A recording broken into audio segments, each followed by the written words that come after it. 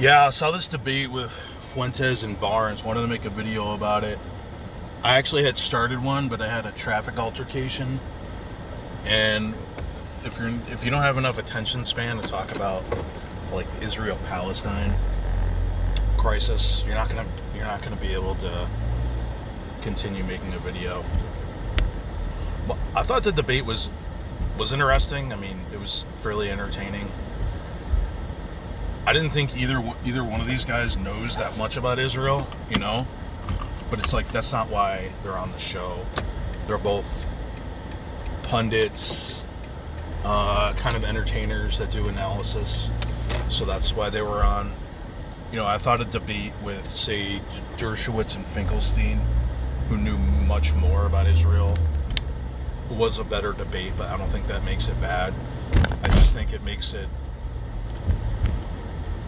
a light debate.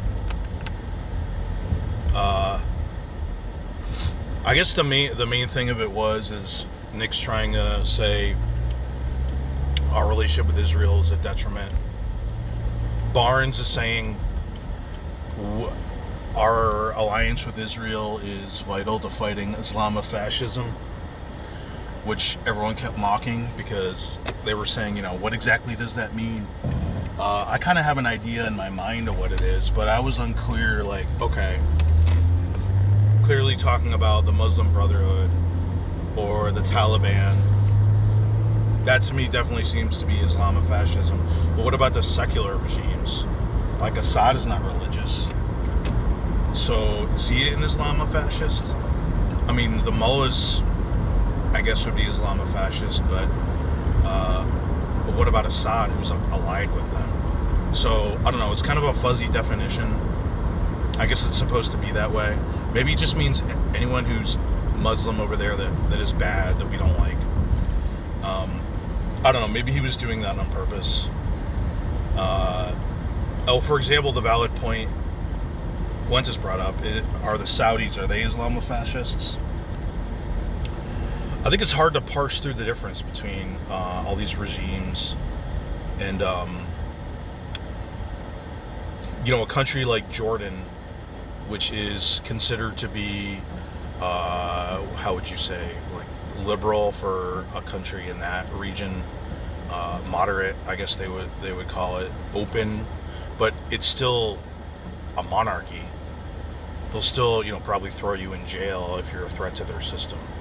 But it doesn't have the religious fervor of, Muslim Brotherhood, certainly the Taliban, other places. So I guess reading about Islamofascism, it's the intolerant strains of Islam, whether they be Sunni or Shia. And I guess some of the secular regimes that dabble in it, a regime like the Baathists, they had fascistic tendencies, and I guess they dabbled in parts of Islam but weren't Islamic.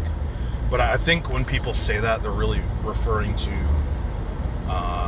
Islamic fundamentalism. That to me seems like a better term, because you're talking about the people that believe in Sharia law being inseparable from the state, which wouldn't include states like Assad, but Assad is allied with Iran. You know what I mean? So that part's kind of confusing.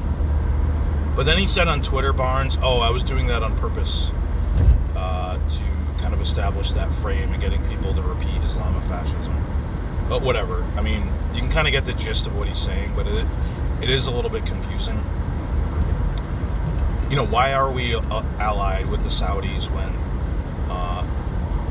they have some disturbing connections, both their government directly, but also non-state actors, the influence that's held by rich Saudis across the Islamic world, including by the Wahhabists, including funding Islamic fundamentalism or Islamic extremism. But I think when you're looking at allyship, say with the US and the Saudis, it doesn't mean you're approving of everything they do or all the aspects of their society. You could make the case that developing a relationship or an alliance with a country that's even your enemy, or your former enemy, can be beneficial, because then you have leverage to change the behavior of that country. Something similar happened in Egypt, where Egypt was backed by the Soviets, and the U.S. and they had some horrific defeats at the hands of Israel. I can't remember the guy's name, but he signed the Camp David Accords, the peace with Israel. Anwar Sadat, he turned to the U.S. as his savior, because he said, I'm in a rough situation here. Help me get, can you get the Israelis off my tail? We've lost another war to them, and I need help in this situation. And the U.S. used that to exert its influence over Egypt, which is a very influential country in the Middle East, probably along with the Saudis and Iran. But it seemed like Fuentes' evaluation of that scenario, he looks at everything and interprets it as negative. We're doing this because the Israelis are putting us up to it, or the AIPAC or Jewish lobby is putting up to it. But I think that's not accurate in the case of, say, Egypt, because we wanted to have that influence over Egypt. We want Egypt utilizing our weapons so that we have some say on what Egypt does, as opposed to them being backed by the Soviets. I mean, that was a story of the Cold War, right? We were fighting over countries as insignificant as Nicaragua and Vietnam. I don't want to say Vietnam's not is insignificant, but it's not a major country, a major power. But we wanted to stop their expansion. Likewise, we want to stop the influence. We did want to stop the influence of the Soviets, which we invested tremendously in. And we want to stop the influence of Islamic fundamentalism, or Islamofascism. But I think if you're going to have alliances in the Middle East, you're going to have some alliances, or at least some relationships with some kind of shady regimes. Even ones that are more moderate, like Jordan, or the monarchies, which are totalitarian states. I mean, there's no way around that. You can't dissent against the king in the UAE, or at least very effectively. But is it better to not ally with some of these ugly countries, or is it better to develop relationships with those countries and influence their course of action? From some of my reading, I've come to understand that the Saudis have come a long way toward being our partners in combating some of the extreme Islamic fundamentalist movements, like ISIS, like Al-Qaeda. So in certain ways, they work against our interests, or have in the past, but in certain ways, they've been an important ally. I think even in providing intelligence on preventing terrorist attacks. Because ISIS, the Islamic fundamentalists, they want to overthrow the Saudis. They don't see them as a legitimate regime. So even if the Saudis are horrible in many ways, we have that relationship. So it's an extremely complex situation over there, and debates between people like this that aren't too knowledgeable, while entertaining, are just lacking a lot. So that's kind of my overarching analysis of it.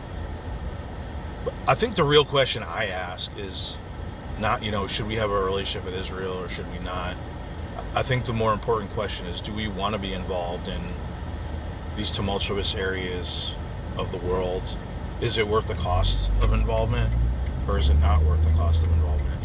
Do we want to have a relationship with Taiwan and stand up for Taiwan if they're threatened by China? Do we want to have a close relationship with Israel when it's going to be the source of animosity in the world, from the Muslim world? Ditto with the Saudis, ditto with the Egypt government. And I don't know, in my opinion, I think the U.S. needs to have a presence around the world and an influence, because if it's not the U.S., if it's not the U.S. fucking it up, it's going to be the Chinese or the Russians or Iran or who else? I don't know, somebody else. But I think if we are going to interfere, if we are going to have a presence, it should be done smartly, or it should be done right. Which in the case of Iraq, despite whatever our intentions were, obviously that backfired. So I don't think the real question is, I think if you're going to have a presence in the Middle East, the U.S. being a Western-style democracy, open, secular, liberal state, of course you're going to naturally ally with Israel because they have a similar system. That's the most natural allyship there. We face the same enemies, the same states that don't recognize Israel, like Cuba, North Korea, Iran, all these Muslim countries. They're the same countries we have animosities with. We face similar threats militarily in certain ways. So the joint development between the U.S. and the Israel on weapons defense, all of this stuff is just a natural synergy.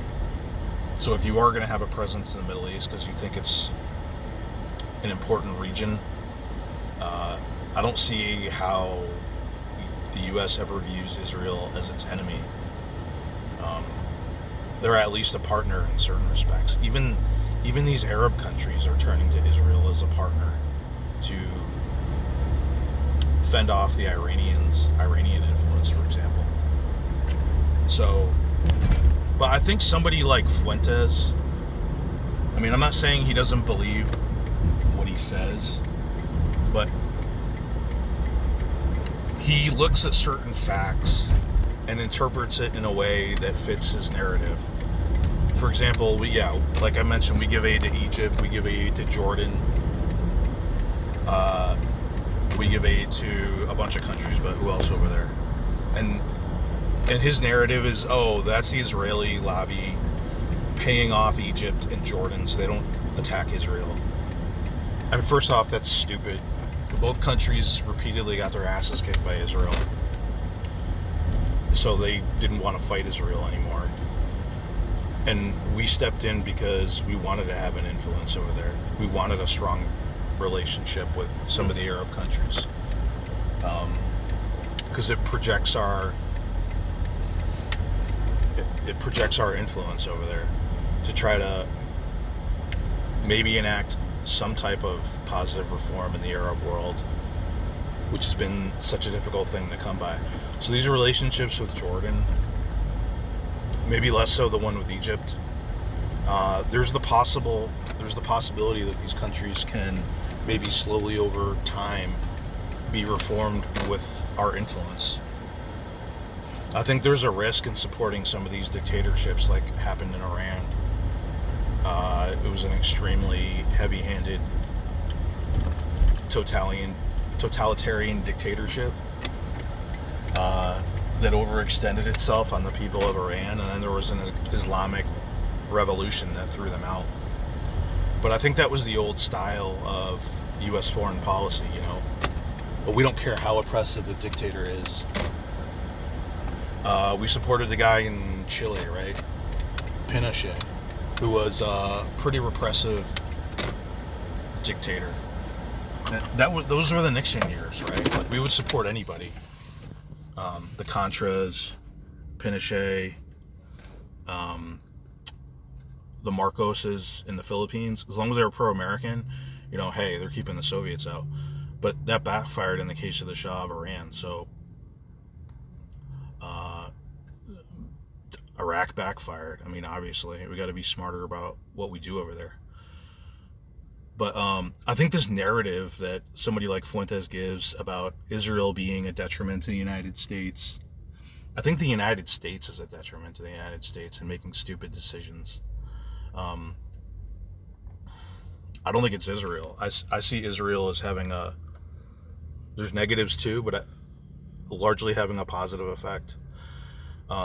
It's forged our influence into the Middle East because, hey, if you want to be good on the good side and have a positive relationship with the most powerful country in the world, you're going to have to at least not be adversarial against Israel, because we have that established relationship. And it's helped build this kind of coalition in the Middle East. Countries like Israel, UAE, Saudi, Qatar, I think. And it's extremely difficult, but slowly over time, these countries can potentially be moderated. So they become more like Jordan and less like Iran or Afghanistan or something like this. It prevents a revolutionary Islamic country like Iran, the Islamofascists, from taking over the entire region. But I think the U.S. needs to tread lightly and tread smartly. Other benefits of the relationship with Israel is joint weapons defense. Their infield capability with the Iron Dome, which is now being incorporated into some of the most high-tech missile defense systems that are going to be jointly developed in the U.S. What other ally do we have that type of relationship with? Our European allies, while valuable, they're kind of pussies, right? Like, what are the French doing? They have a developed arms industry. They've been reasonable, good allies, but they're not fighting on the ground with our weapons the way the Israelis are. It's a different type of relationship. Ditto with the British. All of these European countries are soft. You know what I mean? We provide a lot of support to South Korea. They're an important ally of ours as well. They develop a lot of weapons. They have a capable military, but it's different. They're not constantly fighting different actors and developing the type of weapons to fight those other adversaries that we can benefit from. But I think we have a lot of important allies.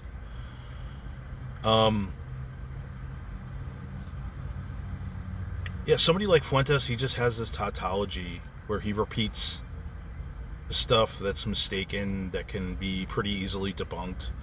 But his followers, they just repeat it and repeat it and repeat it. And I guess the strategy is he likes to challenge some of the big names to debates, like Dave Rubin or Ben Shapiro or other big names. It's a way to get his name out there, and other people don't want to debate him because they just don't see him as legitimate. They see him as a troll. I think that's his main MO, is to get under people's skin and be a troll and kind of sell the story of, white men, your government's selling you out, it's sending money to Israel, and their lobbies here. That's part of the reason for some of the problems in the U.S. and around the world, and potentially pertaining to your own problems, is the government's against white people. It's controlled by the lobbies that don't have your interests at heart, like the Zionist lobbies. And this is the story that he's trying to tell, and I think he's telling it because he has a receptive audience that like what they hear. So anything that's anti-Israel, they repeat it. Like the USS Liberty, or things that are either outright not true or they're an incomplete piece of the truth and is not giving a realistic view of what the reality actually is, and just trying to paint Israel in a way that appeals to him and his followers, and that he can repeat over and over again. I think there are legitimate criticisms to our relationship with Israel, certainly. And when those get missed on BS like the dancing Israelis, or the USS Liberty being a deliberate attack, or Israel stealing the nuclear bomb from the US, or things that can't be substantiated, I guess it serves a purpose for these people, but it's just, why believe lies when you can look at the reality? Uh, you can't help your situation if you believe mistruths versus what's really going on. And it's just more enlightening to really know why we have a relationship with Israel and what actually goes on. You know, a lot of people aren't aware that a country called Rafael, which has jointly developed the Iron Dome, is going to be building facilities in the United States working on our next generation of missile defense, both short, medium, and long term, I believe. So people that ask, oh, what do we get out of this alliance? It's like, okay, well, there's something right there. Or they kind of gish gallop a bunch of things like, I don't know. I heard the other day we invaded Iraq because of Israeli misintelligence, basically framing it as Israel's the reason we went into Iraq. You know what I mean? But this stuff gets repeated so often. There's probably like 10 to 20 to 30 of those. So when you talk about what's the benefit of the Israeli relationships, you hear that they spy on us, USS Liberty. It's just it ends up becoming a really retarded conversation. But that's the reason why somebody like Fuentes is shunned, because once people figure out his deal, and he's a big troll, and he most probably is a bad actor, that's the most effective way to deal with somebody like that, rather than give them the exposure. So, like, I guess some of his followers think he's gonna like take over the GOP and become a force, but I don't see how that ever happens, because somebody like Barnes, who he's not too mainstream. I mean, he talks about the election being stolen, which right there makes him controversial, a little bit out of the mainstream, but he still wants nothing to do with Fuentes. You know, so I guess that makes him like paid off by the Zionists, which I guess that's everybody who disagrees with the Israel Sparks is like on the payroll of the Zionists. But he's going to try to go to a GOP event, and any GOP event with other big or medium names is going to see Fuentes at the same event, and they're going to say, nope, I'm not going. Fuentes is going to be there. And either cancel him or cancel me, or I'm canceled, right? So, like, he's never going to get his foot in the door of any GOP event. He's going to be outside with his followers, you know, railing on about he's silenced and he's a victim and he's on the do not fly, and he's just kind of an irritant troll. You know, his followers, brigade people like Barnes. It is kind of funny that the one time Fuentes doesn't troll somebody, which is Barnes, you know, he actually said he respected him, etc., whatever, even though they had this debate. Barnes says, Barnes is the one that trolls him and then blocks him, which is kind of funny, you know. And all his followers are like, hey, like, how dare you do that and be disrespectful, you know. But it's like, this is what they do to everybody else. So then when it's turned around, it's kind of funny. I'm trying to think of any other major points that, I mean, yeah, one of the major points in the debate is why are we allied with the Saudis if we're against Islamic fundamentalism or Islamofascists? Originally it was for oil. It's a historic relationship, and it gives us leverage and say to influence the Saudis' behavior and try to moderate that country, that very influential extremist in a lot of ways country. And if they want to maintain their influence with us in their own best interests, you know, they're going to have to placate us to a certain degree. We're allied with countries like Egypt, which is a totalitarian pretty much state, but it's not an Islamic fundamentalist state. Sisi keeps the Islamic fundamentalists at bay. So that's the overarching behind our strategy. But people are just, they don't take the next step in that analysis. Oh, we're against Islamofascists. Why do we have a relationship with Saudis? So we can influence them and try to bend them to our will, as opposed to being their adversaries. Like, what influence do we have over Iran? The only influence we have is, if you fuck with us, we're going to blow up the next general of the IRGC. We have hard influence, but we don't have any diplomatic ties with Iran. So that's my analysis, pretty much. What did I miss?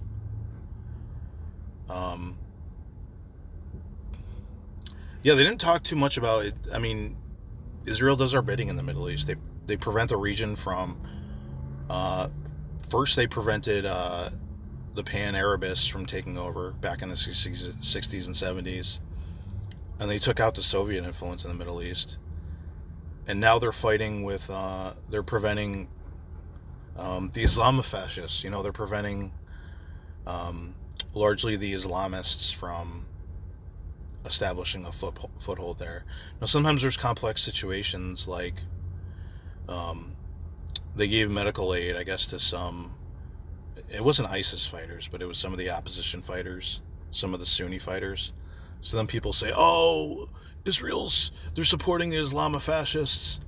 It's just they try to latch onto anything to discredit Israel. But to Israel, their main threat is the Iranian influence, and that's Assad, which is a key piece of that Iranian Shia block there. So yeah, sometimes you support what was at a certain point your enemy against what you see as a bigger threat, like we did with Nazi Germany and the Soviet Union, but people just misrepresent exactly what it means.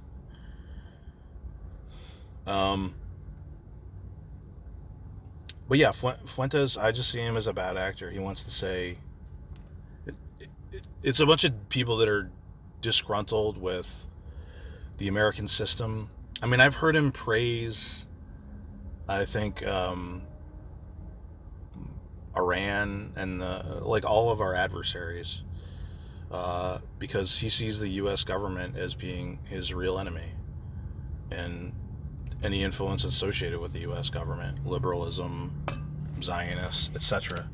So I feel like his Israel criticism isn't coming from a place of objective analysis. It's coming from a place of, I hate this system, I want to burn it down, or I want to scrap it. So I'm against the system. I'm against our pretty committed support of Israel, and I want to scrap it all. So he interprets any piece of information that he can get against Israel to demonize Israel. And his followers like it because they're a bunch of disgruntled people who think everything is spun against them, or they're discriminated against. This is kind of how they view the world. So they view all our politicians, the GOP, the Democrats, and our relationship with Israel as toxic, and it's got to go. Whether the truth suggests that or not. Whether the truth suggests Donald Trump election was stolen, well, they're going to rail about it no matter what, and find evidence that supports that point of view. Anyway, I don't know. I rambled a lot here, but that's kind of my overarching analysis of this debate, which was somewhat interesting, but not super high quality, I would say. But yeah, entertaining and interesting. Everyone have a good day.